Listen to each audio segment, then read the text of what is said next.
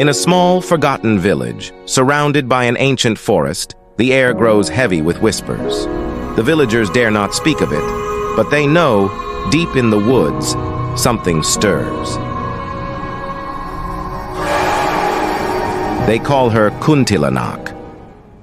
Ayu, a curious young woman, lived with her wise grandmother. One evening, as the wind howled outside, her grandmother warned her, "Beware the forest at night, Ayu. The cries you hear, the laughter, it is not of this world." But that very night, a soft cry awakened Ayu. Outside her window, at the edge of the dark woods, a figure stood. A woman dressed in white, weeping. Curiosity took hold, and against her grandmother's warning, Ayu ventured into the misty forest. The woman in white stood still as Ayu approached. "Are you all right?" she asked, but there was no reply. Then the woman turned. Her eyes were hollow, her smile unnatural. It was her, the Kuntilanak. Ayu's heart raced as the spirit floated toward her, laughing. "Run!" her mind screamed. The deeper into the forest she fled, the closer the Kuntilanak came. Her haunting laughter echoing in every direction. Just as the spirit was upon her, Ayu remembered her grandmother's words. Sharp objects ward off evil. She pulled a knife from her pocket and pointed it at the spirit. Kuntilanak screeched, recoiling into the mist. Ayu barely made it home. But even as dawn broke, the villagers knew. The Kuntilanak was still out there, waiting in the shadows, watching from the trees.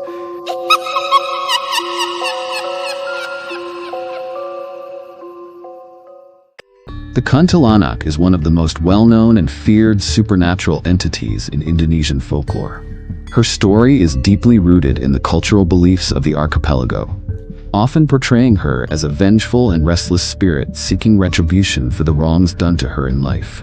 According to legend, the Kuntilanak is the spirit of a woman who died during childbirth or while pregnant, often under tragic or violent circumstances. Due to the pain, sorrow, and suffering she endured, her soul is unable to find peace, and she returns to the world of the living as a vengeful ghost. Kuntilanak is typically described as a beautiful woman with long black hair, pale skin, and a white dress that reaches her ankles. However, her beauty is deceptive. She hides her true appearance, which is that of a decayed and terrifying figure, often with blood and scars. One of her most frightening characteristics is her signature crying and laughter. It is said that when her voice sounds distant, she's actually very near, but when her voice seems close, she is farther away. The Kuntilanak is believed to haunt men in particular, often seeking revenge against those who wronged her or took part in her suffering. She is known to seduce men with her beauty and then kill them or inflict harm. Her appearance is often linked to a sudden feeling of coldness or an overwhelming scent of frangipani flowers. She also preys on women and children, especially during childbirth. Many stories involve her seeking out newborns, either to steal them away or to drain their life force. In some versions of the tale, she attacks women who are pregnant, believing they are in a vulnerable state. There are several ways people believe they can protect themselves from Kuntilanak. One method is to drive a nail into the back of her neck or the top of her head, which forces her to transform back into a normal woman and become submissive to the person who does it. Additionally, keeping sharp objects like needles or knives nearby is believed to ward off her presence. In some regions, hanging garlic or certain protective talismans around the house can also keep her at bay. The legend of Kuntilanak has been passed down through generations and remains a popular theme in Indonesian horror films, literature, and urban legends. Her terrifying image is not just limited to Indonesia, but has also spread to other parts of Southeast Asia, where similar spirits are found in Malay and Singaporean folklore under slightly different names and forms. The Kuntilanak represents the fear of the unknown and the dangers of mistreating women, especially during pregnancy or childbirth.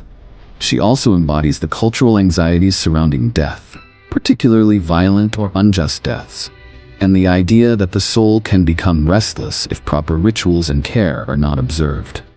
Her haunting, like many spirits in folklore, serves as a reminder of the consequences of moral failure and the need for respect toward the deceased. Thank you for watching. Please like, share, and subscribe.